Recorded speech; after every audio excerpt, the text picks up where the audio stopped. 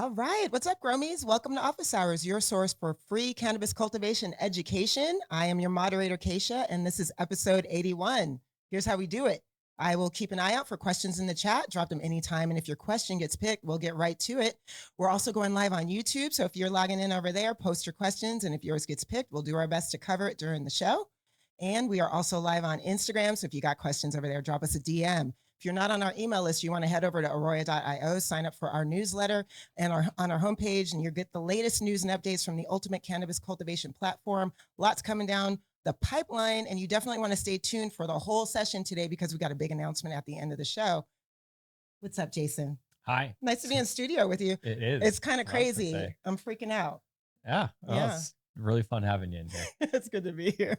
Awesome. Well, I think we're going to just get right to it. Are you ready for our first question? I am. All right. Well, this one we got in. We get these a few times. We figured we'd go ahead and address it directly. Somebody wants to know, how much does a subscription to Aroya cost? Let's talk about it. So we used to be on the direct square footage where the pricing was correlated specifically with exactly the amount of square footage and canopy being monitored in the system. We are still on square footage, but we've broken that into tiers. And so at the lowest tier, Aroya is starting at $150 a month.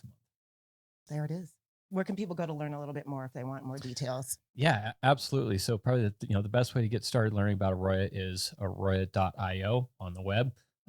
Go ahead and request a quote or request a demo. I think the button's up in the top right of the website. That'll get you hooked up with some of our sales staff, and we do custom tailored quotes for larger facilities, and so we'll make sure that subscription matches the size of commercial cultivation operation you're running.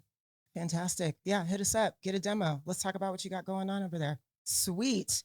Let's keep it moving. We also just got a write-in asking, does Aroya offer training for or on the cultivation product it sells? If so, how do we set that up? Do we offer education on the product? Yeah, training. They're looking for some training. Yeah. So, when you are a subscriber for Aroya, obviously you get the hardware and then you get our onboarding. And so basically what happens is we hook up with some of your team members there on site. A lot of times we're doing that digitally for some of the smaller grows. For some of the larger grows, we try to make it to help do the install. And really what that looks like is an onboarding process. First, getting the interface tailored for your facility, making sure it's all mapped out, helping you get the sensors installed, gateways online, and make sure you're starting to get data the right way. After that, it's basically follow up with a few training calls and then some agronomic advising. So those training calls are really to try and get the most out of the software, including harvest groups, tasking, alerts, any of the harvesting work that you're doing, and kind of just fully utilize what we've built Aroya to be as a production management system. And after you got some weeks of data, it's kind of time to dig in and start talking about the plants. What does that data that we see mean? What are some options for improving, whether it be environmental parameters or possibly tailoring irrigations to steer crop growth? Okay. And then, yeah, just to be clear, the consultations are built into the subscription fee, right? That's not extra. For the most part, yep. Okay. Basically what's going on there is we're just trying to supply the footing work as far as, 1, hardware training, 2, software training, and then 3 is follow-up agronomic education. All right. Awesome. Well, thank you for that question, for submitting that. We always appreciate anything specific to Aroya, but also let's get right into cultivation and crop steering. YouTube is already buzzing. So we got this question here from Indie Bud. They wrote, what kind of pipes are used to deliver water to the rooms from fertigation room? Are they PVC pipes, ones used for water pool systems? I have a small 80 light facility in 4 rooms and setting that up. Yeah, most of the time you're looking at PVC. Typically I would recommend, gray schedule 80 PVC just because it's a little bit more durable. That's pretty much the typical for commercial cultivation facilities. If you're in a smaller, say maybe you're doing home grow or something, you might end up with packs or old school CPVC if you're running some smaller lines. But anything that's on scale is typically going to be in a PVC construction. Great. Awesome. Indie Bud, thank you for that. I know you've submitted a few questions, but we're going to do our best to get as many of those as we can. We got a write in from Instagram from Alex here. They want to know what pour water EC do you guys maintain in cocoa after stretch in flower? I'm going with a 3.0 EC, pH 6.2.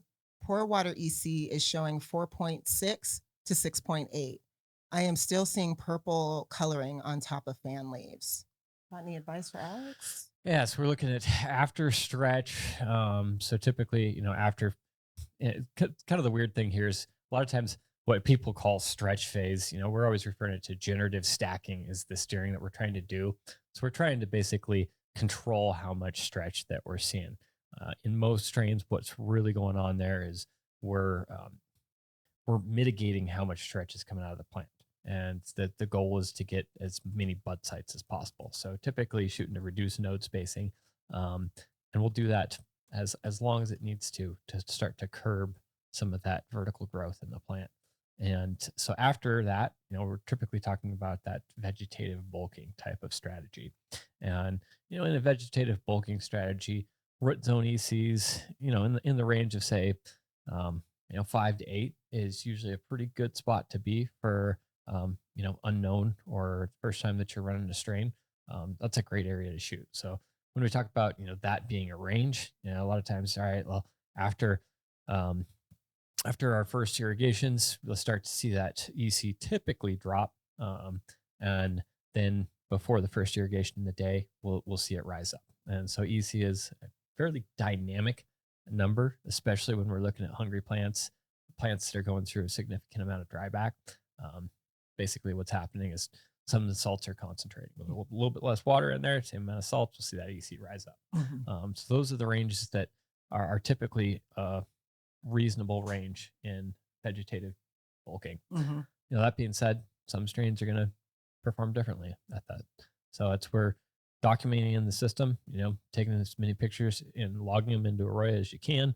Do it on a timeline basis. Obviously, try and get that into your harvest group so that when you go back and compare some changes that you might be doing to a strain, that you know which way is the best for the plant's performance. When I do that, crop registration is important. Awesome. Okay. Thank you for that question. Thanks for bearing with us, y'all. We got some audio issues on YouTube, but don't you worry, we're working on it. Hold tight. Let me ask this next question from Indie Bud. They wrote earlier about pipes. And so the second question here, they're looking at how to calculate how much water I'll be using per plant on average hourly, growing in 2-gallon cocoa, so I can plan tube size accordingly. Sure. So, basically it kind of comes down to if you have some existing numbers for the plant sizes that you're working with right now, and we can go do the reverse math and say, all right, well, if we're looking at 25% dry back in a 1-gallon pot, that's a quarter of a gallon a day. For our typical plants, maybe in that size, maybe if we're in a 2-gallon, maybe we're also seeing 25% on a much larger plant. So it's going to kind of come down to your growing style and what your strains are seeing. Obviously, you're going to want to oversize a little bit, but to get back to the math, basically, let's say, let's round these numbers. Let's say we're in a 2-gallon cocoa bag. We're hitting a 25% dry back, so we've got pretty massive plants. So on a daily basis, our per plant water usage would be 25% times 2 gallons. So we got a half gallon of water that's being transpired and evaporated out of that plant. So if we're running, let's say 1,000 plants in the room, that's going to be 500 gallons per day. All right. Wow. That's quick math. Do you see all that just envisioning in front of your eyes? That's amazing. I did all right in math growing You up. did good. A little something about math. Our head of applied sciences. Yes, I get it. And as far as application goes, you also want to kind of consider the drip emitter size, right? So I think that's the reason that he was specifying hourly. Obviously, you're just going to have to break that down into what is my drip emitter rate. And so we always want to be able to supply more water to the room than the total of the dripper rate.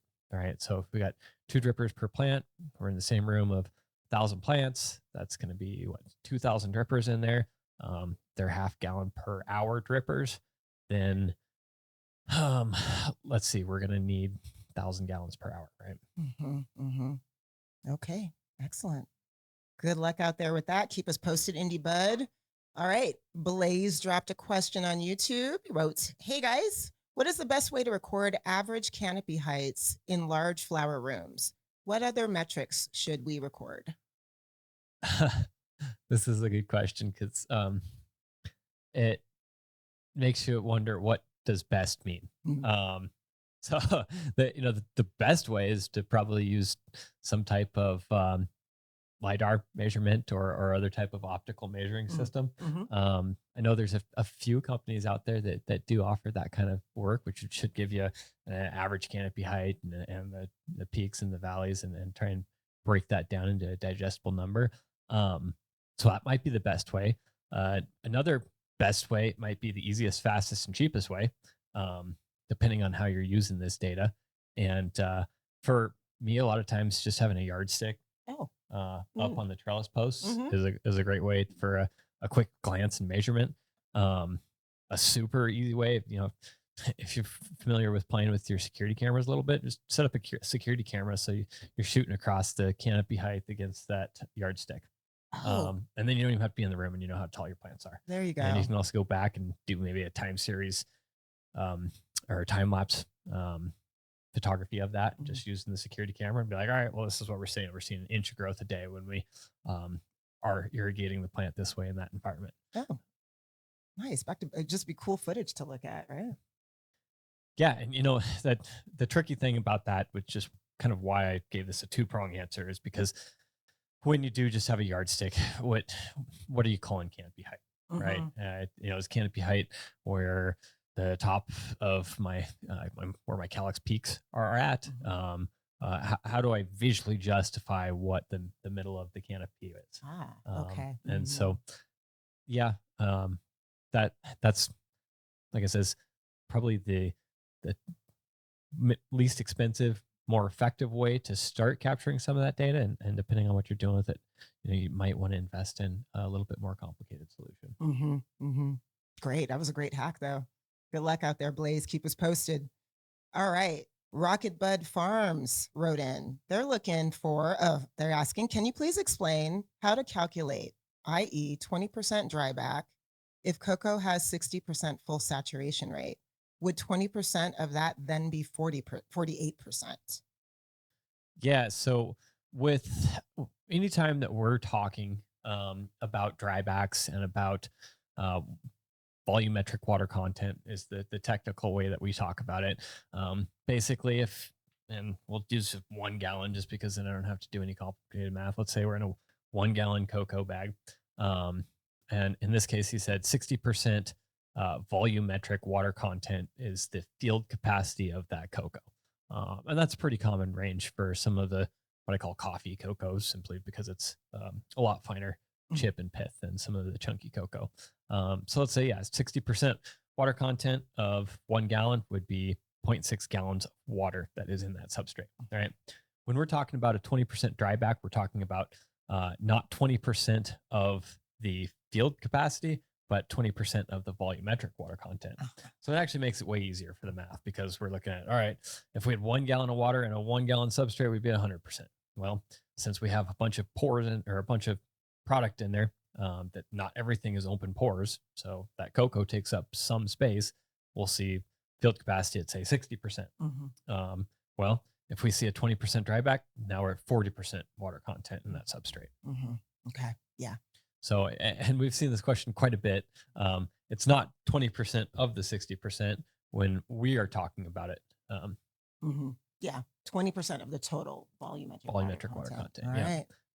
The nice thing there is if we want to say, all right, well, how much water is that? Well, 0.2 times 1 gallons, we got 0.2 gallons was the amount of dryback in volume. Yeah. It helps when you simplify the math a little bit. Yeah. Just to try it out. Awesome. Thank you for that question, Rocket Bud Farms. All right. Let's keep it moving. Tyler dropped a question here. They want to know, what EC do you like to run under LED week 7 and week 8 with 56 days to finish? When do you switch to plain RO? Currently running 2 EC, finish recipe week 7, and RO all of week 8, no flush. Did you get all that? You need me to read it? Reread it? Um, There you go. yeah, I mean, I got most of it there. It's just the last part that's got me a little bit. He says no flush, but he's RO Yeah. all of week 8. Uh-huh. I mean, that's why I like to avoid the term flush in most circumstances because we don't know exactly what you mean. For my perspective, when you are running just RO, that would be the flushing process. Um, but let's get back to the root of the question there.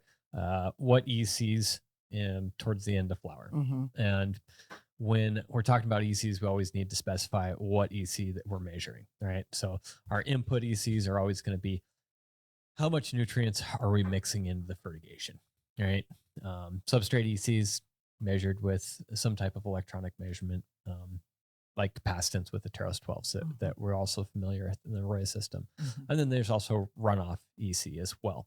For the most part, we're always controlling EC with the feed EC and how we are irrigating, right?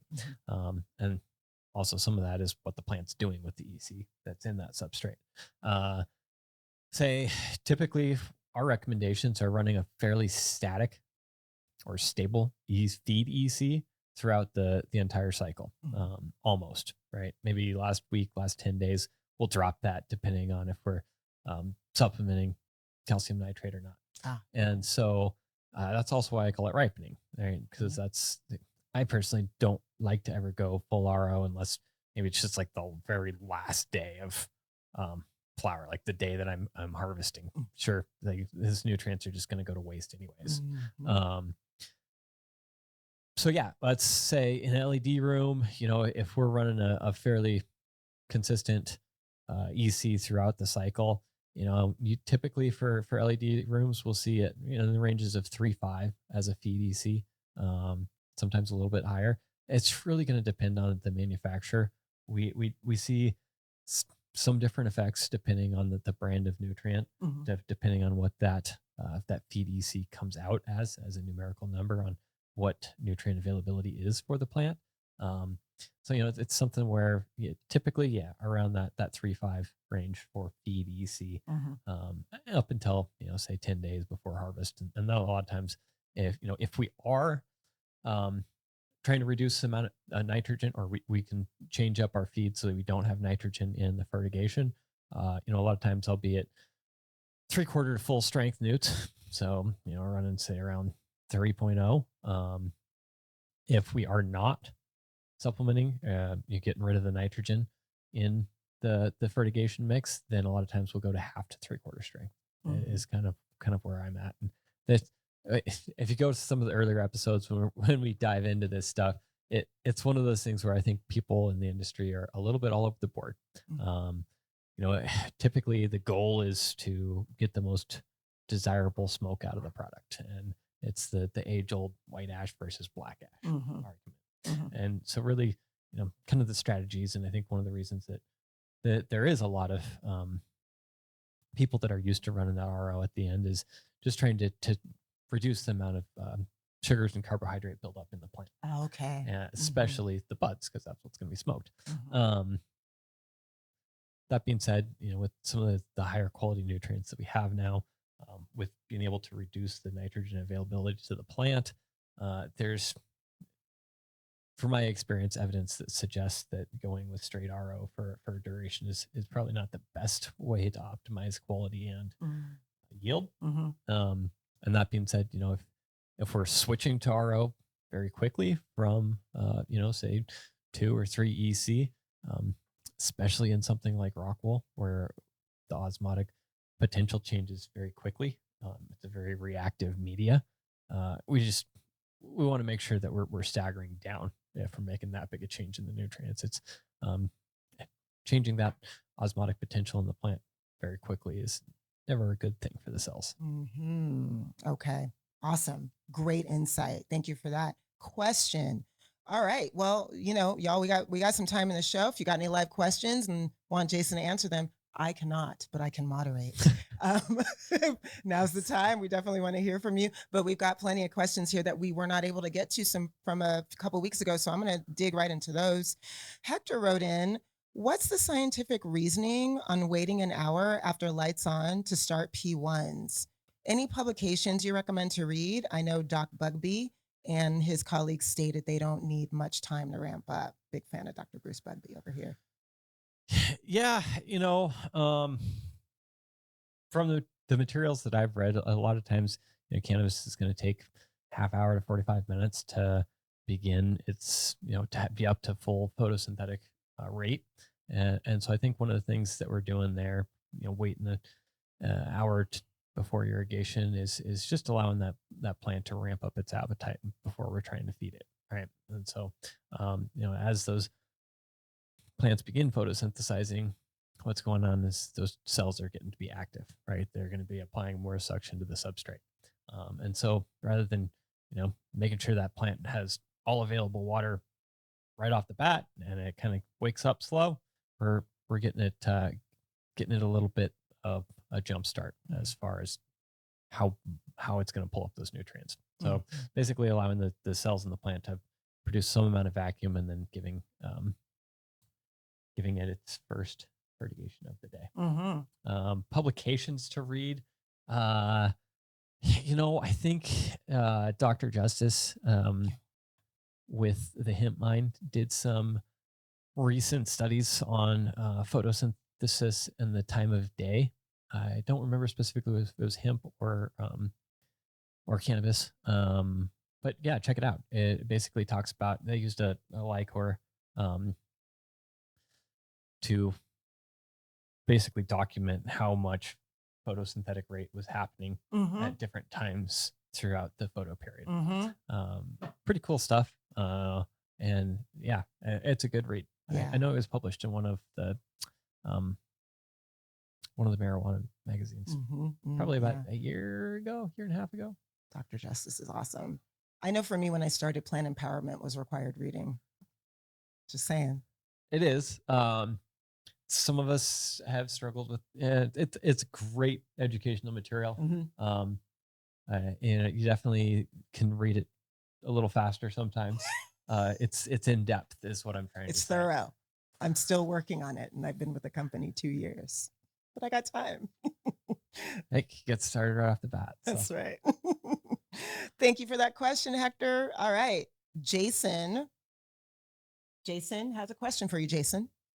What can you expect when running vegetative the entire run? I've noticed that my winter crops in a greenhouse don't burn nicely with black ash. The same genetics in autumn burn white ash and clean. So back to the ash question. Yeah, kind of. What would we expect if we're running vegetative the entire run? Typically what is going to happen is we're going to have larger node spacing, maybe not quite as much nodes. Flower development is going to typically start later in the plant cycle. And so we may have to run a longer cycle in order to actually get to ideal ripeness of the plant. And I think this is one of the reasons that pretty much any of the traditional indoor horticulture crops, when you're thinking about tomatoes and peppers that are running greenhouses, they've all been crop steering for decades. And really the goal here is that in order to optimize what's coming out of that plant, we need to make sure that we get bud set early in the reproductive cycle. Basically, let's give that thing some cues in order to build reproductive cells, start initiating the growth of fruit or flower in this case.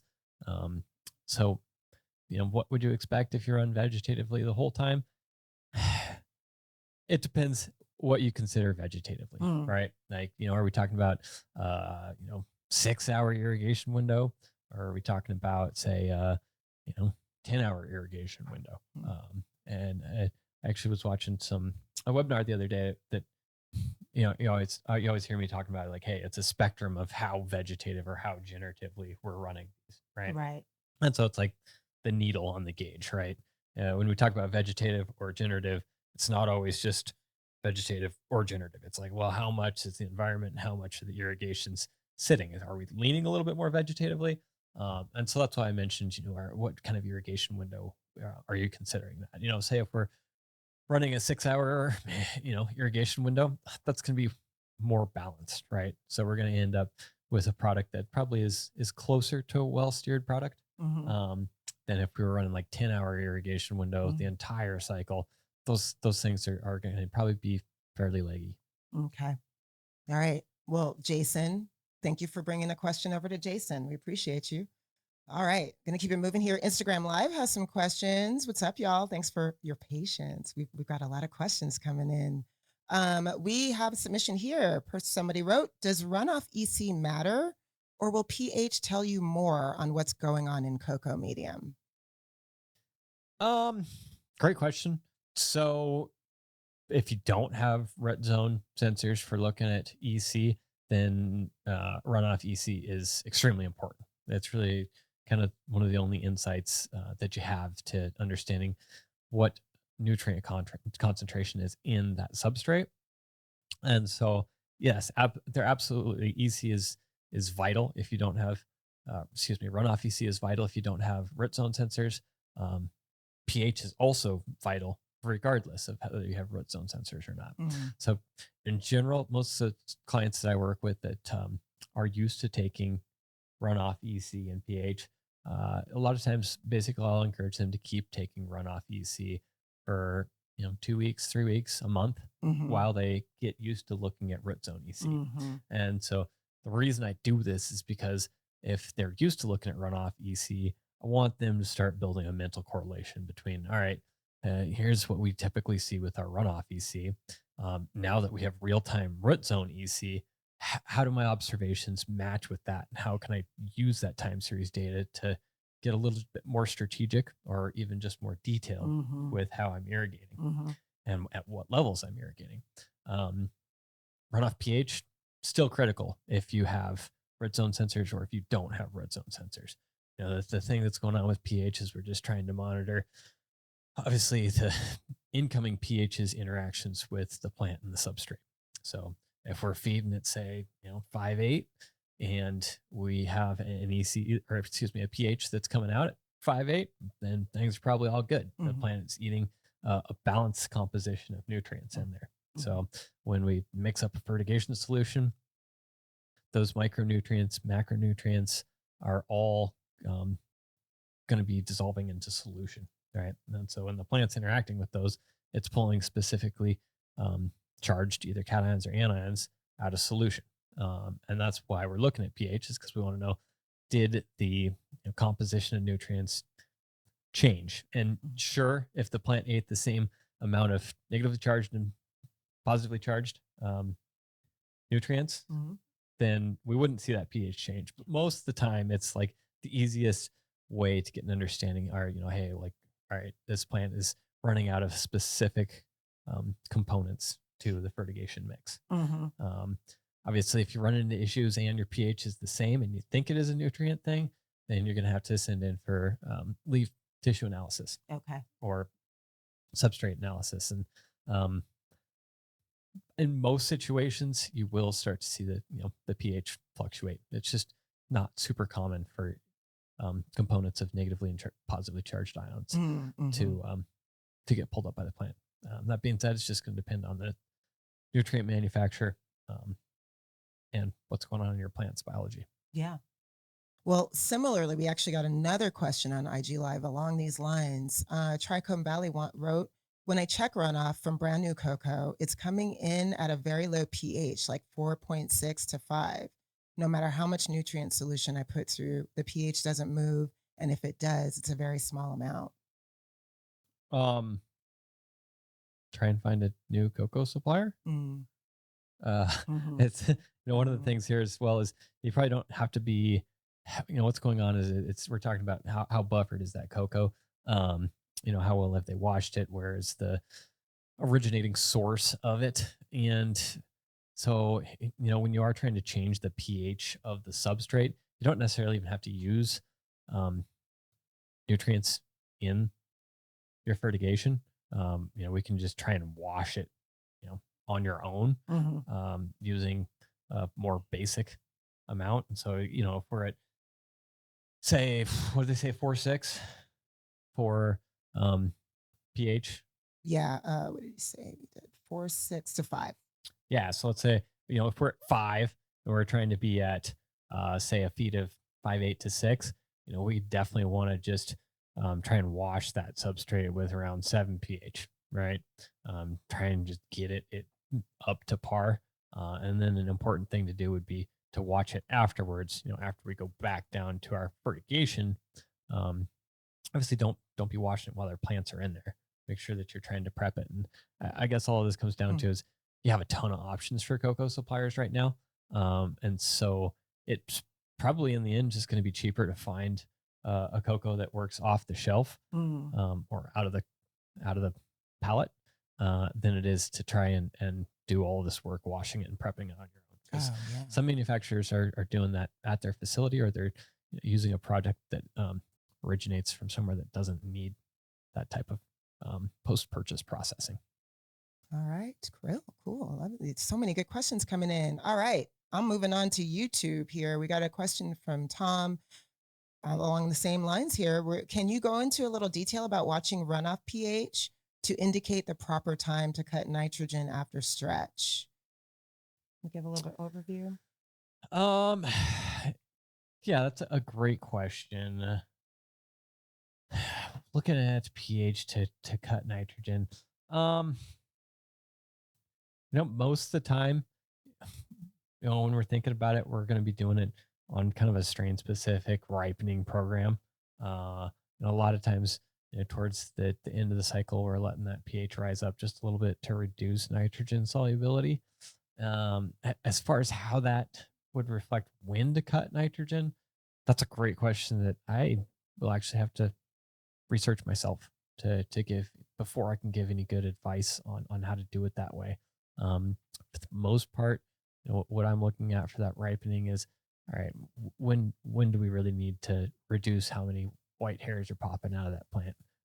When do I need to induce some type of finishing environmental and irrigation strategies in order to meet my harvest deadline? So we're looking at some plant cues in that situation. That's what I'm used to using, but Mhm. that is pretty.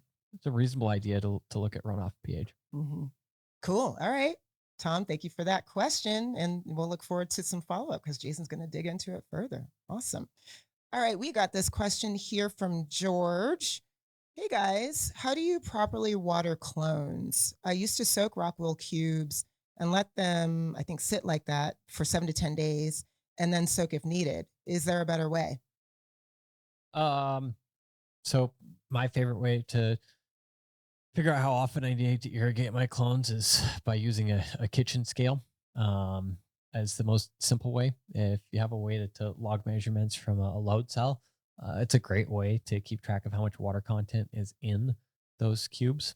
Um, as far as when exactly you need to do that, just keep an eye on what that water content loss is. Typically, it's going to get a little bit faster, a little bit faster every day as those plants begin to develop some amount of root mass, the early root mass in there. And so I think, for most of the rock wool manufacturers, they're looking around like 40% when you want to first irrigate those things. So say if we're at, 65% for field capacity after the soak, we'll take that weight on the scale, and then, maybe just take a measurement every day and chart it. And that'll give you a good idea as far as, with the specific environmental parameters, with the specific strain, we're usually seeing, say, 5.5 days, for example. Mhm. And that'll just help you optimize your SOPs, right? Rather than saying, hey, we do it at 6 days for all strains, 6 days for all of our clone rooms. Mhm. We can say, hey, these are the parameters that you need to meet.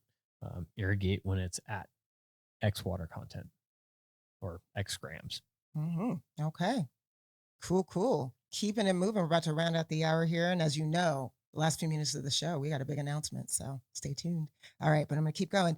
Coastal Ripper wrote in, how bad is it to not maintain zero diff first few weeks of bloom? Should I get a heater or am I good as long as I maintain the VPD of 1.0? Great question. Um, I wouldn't get too concerned about it as long as you can maintain that VPD. Um, you know, for the first few weeks, if you're 0 to 5, um, then that's probably a great place to be as far as keeping your nighttime temps up. Um, if you're really trying to push generative, you might actually be in a good situation to have an increased night diff. Kind of the strategy that we go behind when we give a very generic recommendation of night day diffs is just keeping that temperature up to help plant metabolism, Hmm. right? Hmm. So in most circumstances, we're talking about a pretty hard generative push at the first 2-3 weeks of flower. Hmm. And what is going on is we're doing that push using irrigation techniques. Hmm. A lot of times the environment is still in a more vegetative state, right? So we're giving it kind of actually mixed cues. And the reason there is because we want to maintain or encourage as much plant growth as possible with some of those vegetative cues in the environment, Hmm. but we want to make sure that we're getting a physiological change in the plant. We want to make sure that we're, indicating to that plant that its hormone balance should become more reproductive. All right. Thank you for that question. I'm going to keep on going. Thomas dropped this one on Instagram. Struggling to bring up my pH. Pushing more runoff now as we have finished week 3. Runoff EC is good, but runoff pH is not rising to where I want it. Could this be because of algae buildup on top of my medium? Um,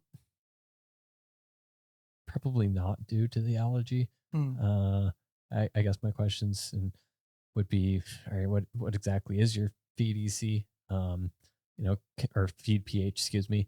If your feed pH is um, different than what you want to see coming out of the runoff, then you might just need to alter your feed pH, especially if pushing more runoff is not helping balance it. That being said, if you are inputting with a corrective pH and you're still not seeing the runoff pH numbers that you want, it's probably a good time to send in for a leaf tissue analysis and try and get an understanding of what types of excesses or deficiencies are we seeing in that plant. Mm-hmm. And there's a number of companies that also do substrate analysis, so you can just you know get a jar going from them and send in for some samples. There's a lot of companies these days are looking at 2 to 3 day turnaround, right? Mm-hmm. And so Mm-hmm. on that kind of timeline, if you're in week 3, then you're in probably a pretty good spot to try and salvage some of what you're doing. And it really kind of comes down to how much off are you, right? If we're point 0.1 or point 0.2 off, we might not get too stressed. We may not see a huge decrease in output from the crop. That being said, if we're looking at point 0.5, point 0.6, higher than that, as far as um, number of tints in the pH scale that need to be adjusted, then it's definitely a good time to make some decisions, Mm-hmm. take action. All right. Thomas, good luck out there. All right, we got a follow up from Tricombe Valley. They wrote earlier they were having issues with their brand new cocoa coming in a low pH. So they wrote, "Thank you. I appreciate you guys so much. Just to ask one other question. I unfortunately already transplanted a bunch of plants into this medium, and I'm getting a rust covering on the surface of the big fan leaves on some of them. I'm assuming it is a pH fluctuation. That's what made me look into this. I can send you a picture if needed. I was just wondering what you would do if you're already in this situation." Yeah. Um, Triage. I would, I would probably feed with a little bit higher pH than you really want to be feeding. Just try and offset that because if we keep seeing low runoff or low pH in our runoff, um, the substrate's probably even lower than what your runoff is. And Mm, if you are seeing deficiencies early right now, it's not going to probably get better really fast unless you are trying to offset and um, maintain a corrected pH in that substrate. So what you might end up doing is um, doing a larger amount of small irrigations just to try and help refresh and stabilize that pH. oh, Tricombe Valley. We're rooting for you. Good luck. Keep us posted. Tell us what's going on, okay? All right. I love this question. I am so excited to ask it. Mortal Mikey dropped this on Instagram. Shout out to Kaisha for being in the driver's seat today. Thank you for noticing. And what strain are you growing at home these days? I'm so glad you asked. I'm not growing any strains because I killed one plant a few months ago, but I did succeed in the other one, a single cola, and it is drying in my home right now. And when I get back home, I will be putting that in a jar and curing it. So, yeah. But luckily, I have plenty of stupid fruits from last year. I grew that, and it's awesome. Thank you for that question. I'm so glad I could contribute to the program today. All right, we're going to keep going here. We got a question here from Coastal Rips. Let's see. Hi, thanks for all the great knowledge you share. Heading into cooler days in SoCal, how important is it to maintain zero diff during the first few weeks of bloom?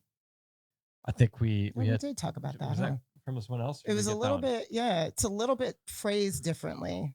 So I think we anyway, got it covered. we covered it. If you're watching it on YouTube, just hit the rewind button. We'll get back to you on that. All right, cool, cool, cool. Keep it moving. All right, we got this question from OG Kush not too long ago. Just didn't get a chance to get to it. Hi, I'm having dripper clogging issues. They've got Netafilm 0.5 GPH emitters. When increasing the feed EC to around 4.0 EC due to precipitation of calcium caused by a high level of phosphorus. When I reduce the EC to 3, the problem goes away, but my plants remain hungry. 2.5 root zone EC, even with reduced runoff to help stack EC in the root zone. Running LED fixtures around 1,000 to 1,200 ppfd. Any suggestion? Yeah, I mean, the places that I would start is making sure that I have sufficiently sized and number of mixing chambers in between my injections. And that is, assuming you're using a mechanical or pneumatic injection system for your fertigation. If you're hand mixing into a batch tank, you might actually think about making new nutrient concentrations, and then mixing those in the batch tank. Basically, what's happened when in chemistry, when we're looking at a precipitate, certain certain nutrients, certain chemicals of any kind, what happens is if their concentrations are too high, they bind into a solid and fall out of solution, right?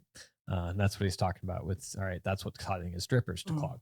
So he's got little precipitate chunks floating down his nutrient system. So if you are using an injection system, making sure that our stock concentrates are mixed well, making sure that when they are being injected, they're mixed into solution individually. So making sure that they're lined up in your injection in the correct order for that manufacturer of nutrients. And then, if you are in something like a batch tank, like I was talking about, just making sure that these things are in solution before we are getting them mixed together. And this is exactly why pretty much any dry salt nutrients are coming in a two-part, right? Is simply because if we put A and B in the same bag and then we add a little bit of water, they're going to clump together and effectively cause have a precipitate. I actually did not know that. Yeah. Yeah, and so I guess some of the solutions that we're talking about there, also downstream from how things are being mixed, would be just making sure less of a solution, I guess, more of a band-aid would be making sure that you have good mesh filters installed. And that's usually going to be before each room, sometimes before each valve on a zone. Right? Making sure that we're keeping those mesh filters clean. You can do back flushes on them if that's an option for your fertigation system. And then last off, I mean, yeah, you're probably going to need to replace your drip stakes anyways. And a lot of times I think cultivators or business owners that aren't listening to their cultivators that know better don't plan out some of the equipment maintenance costs in their business plans. And the real thing is I mean, those drippers are working every day in high intensity cultivation like cannabis, like indoor cannabis is. We need lots of nutrients to those plants. And so kind of just having it in the financial plan to get these replaced, once a year, it would probably be, at the minimum, the type of infrastructure that's needed. And when we look at the value of the crop, really what it comes down to is, hey, if we are having clogged emitter problems that aren't letting us optimize our yield and quality, then our opportunity loss, how much value do we lose, typically makes the cost of replacing drip emitters Mm. fairly insignificant. Mm-hmm. Mm-hmm. Actions and inaction have consequences. So yeah. And there are a couple, well, there's one other company in specific that has come out in the market in the last couple of years with pretty good drip emitters as well. And the NetFMs are historically kind of unanimously the best product on the market. But there is another company that's coming out with a fairly comparable quality of emitter that you might give it a shot. I don't know. I'm not trying to hate on NetFM here. They make great products. So Yeah. Maintenance. Sometimes you got to replace things. All right. Thank you for that question. We got a couple of questions here on Instagram Live. Let's get to those. We've heard this one before. Let's talk about it. Do untopped plants yield more than topped? when managed correctly, yes. Okay. I can dig into this too. I love an overview. It's always just nice to give a straight answer right off the bat. Basically, when we think about what is topping doing to a plant, well, it's removing some of the energy, some of the mass that this plant has put into growing. All right. And so when we think about, all right, well, what is our goals of topping? Is it to make all the plants the same heights for better canopy management? If that's the case, maybe we just need to do a better job with our clone and environmental parameters, making sure that these get the same treatment. Because when we're looking at cloned crops for cannabis, they are very, very genetically similar to one another. And so when we take a look and actually see any significant differences in plant heights, that's actually coming from something else. It's coming from maybe clogged emitters, maybe from a microclimate or inconsistencies in environmental parameters in the room. Maybe it's coming from light hot spots or dark spots. Maybe it's just always at the side of the room. And so really all we're doing is one, putting labor into topping them, two, increasing how long we have to grow that plant to get the same amount of biomass out of it. And yeah, three, we're basically just throwing some of the investment into this plant that we've put away. That includes both material and time, energy, all of those. So, from my perspective, using alternative ways to manage canopy and optimizing crop growth means that we're taking advantage of all of the inputs for the most output on that plant. Okay, there you go. I love that answer. Cool. All right. We got this question. Somebody's looking for max runoff EC for rock wool, 5.5 to 6.0 through Gen flower. It's great. Yeah. Keep doing what you're doing. There. Bam. Okay. Awesome. Yeah, we have so many questions. Okay, here we go. Bear with me, y'all. Here we go. And I'm going to move on to this one. We got this a few weeks back, didn't get a chance to get to it. So let's talk about it. Any tips on searing when hand watering in soil with organic inputs? My limited understanding with organics is that we are not able to sear using osmotic pressure like we do in cocoa with synthetic nutrients. I think last week we actually talked quite a bit about, or not last week, a couple weeks ago, crop searing in soil. So yeah, what do you think? Hand watering in soil with organic inputs.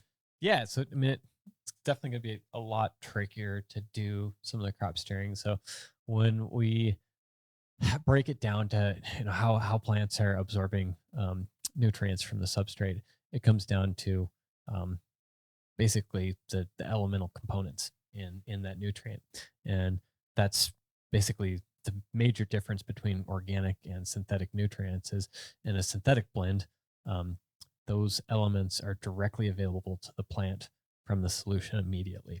When we look at an organic, hopefully like a living soil situation, what's going on is these components, other more complex components are being broken down over time by biological factors in that substrate, right? So we've got that's what makes it a living soil. You got bacterias in there, you got funguses, you got mycorrhizals, uh, any of those components that are breaking down a more complex chemical into things that are available for the plant. And so what happens is that release of breakdown has to be timed in order to hopefully optimize when the plant is using them.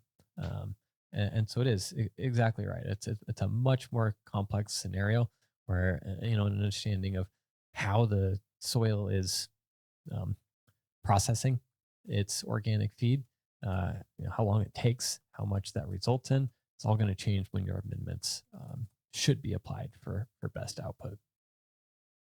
All right. Thank you for that question. All right, we got one more question in here, and I'm going to rephrase it. So somebody is looking for, they wrote, what's the best pot size for crop steering and what's the best substrate? Maybe what we could do is give some considerations. If you are looking to grow cannabis in a pot, what are some considerations that they can keep in mind if they're looking to do some crop steering? So they'd be working with cocoa, rock wool. Yeah. And really kind of the first things that you want to ask yourself when evaluating what is the best substrate size for your application is, all right, how big of plants do I want to grow? Right? Am I reduced on ceiling height? Do I have multiple tiers in the facility? Um, how how much biomass am I trying to support with this substrate? A lot of times for indoor scenarios when we're in a typical cultivation facility. I guess I hate to say typical, but the majority of larger plants being grown, a 2 gallon cocoa is a pretty good place to start. That or running 4x4 rock wool blocks on a slab. Sometimes if they're really big plants, they only run 2 on a slab. For medium to large plants, typically we see that 3 on a slab based on manufacturer recommendations. If you're in a multi-tier system where maybe you've got only 4 or 5 feet of head space from growing surface to the lighting surface, a lot of times you might be able to get away with a 6x6 by 6 or like a 1 gallon cocoa bag. All right. That's a quick overview, but yeah, get the party started and then hit us up when you're ready to like get into the details. And Yeah. The easiest way to know is, run some plants with what you are anticipating will be the best size media for you. Have red zone sensors in there so that you got time series data to know whether you've got enough capacity to steer, but not so much that you don't have control over how you're steering. That's it. And we know a little something about root zone sensors. So yeah, we'll look forward to hearing from you. All right. We got a few minutes left in the show. We're going to just get right to our big announcement. So first and foremost, Aroya is going to be at MJ BizCon next month. And the moment the exhibit floor opens, we'll be dropping the biggest launch ever seen in cannabis cultivation. So now you know, but there's going to be 3 days of programming. You are not going to want to miss it. And it's all going to be happening in booth 51005 during MJ BizCon week. But Jason, what's the really exciting part? The really exciting part is we are doing office hours live from the floor at MJ BizCon. So we'll be there at the booth. It's gonna be Seth and Kaisha and I and the crew. I think we even have a guest visitor. Ooh, not telling you who yet though. To highlight on the show. And hopefully it's a super busy show and you might have struggles hearing us, but we're gonna talk loud and clear. And it looks like our producer over here, Chris, is shaking his head. He says he's got his handled here. Yeah. It's gonna be a great show. It's gonna be epic. It's gonna be happening on that Thursday, November 30th, from starting at 1:20 p.m. Pacific, 4:20 p.m. Eastern, just like normal.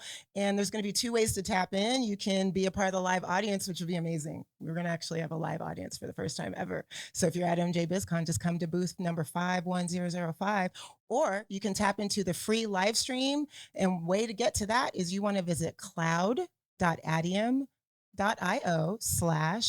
MJBizCon-2023. You want to claim your spot, and that's going to let you ensure that you are informed, because there's going to be a lot more updates in the coming weeks. So we're really excited about this. Just a real opportunity to bring the office hours experience live from the show floor.